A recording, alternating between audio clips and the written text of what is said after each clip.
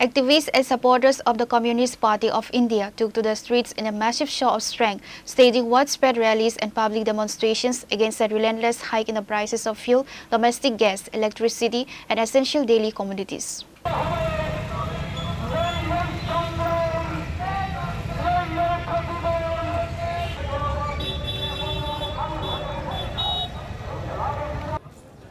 মঞ্চে উপস্থিত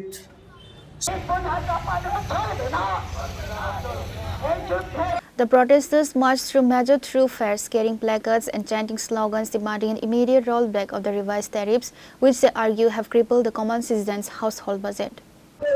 petrol diesel রান্নার গ্যাস সিএনজি বিদ্যুৎ এই সমস্ত কিছুর দাম বাড়িয়েছে বিজেপি সরকার।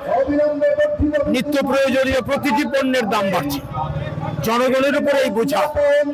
এর বিরুদ্ধে সিপিআইএম এর কেন্দ্রীয় কমিটি সারা দেশব্যাপী প্রতিবাদে জনগণকে সামিল হওয়ার আহ্বান জানিয়েছে।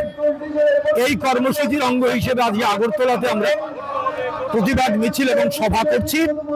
এখান থেকে আমাদের দাবি হচ্ছে জনবিরোধী সরকার বিজেপি সরকার, এই সরকারের এই জনবিরোধী সিদ্ধান্ত একের পর এক তেলের দাম বাড়ানো, গ্যাসের দাম বাড়ানো, বিদ্যুতের দাম বাড়ানো আর বিভিন্ন দুর্নীতি আর্থিক ক্ষেত্রে সারা দেশে চলছে।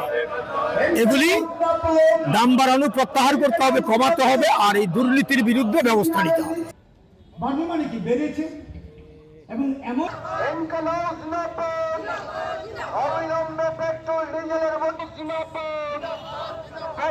ডিজেলের দাম বৃদ্ধি আমরা মানছি না, গ্যাসের দাম বৃদ্ধি মানছি না, মানব না।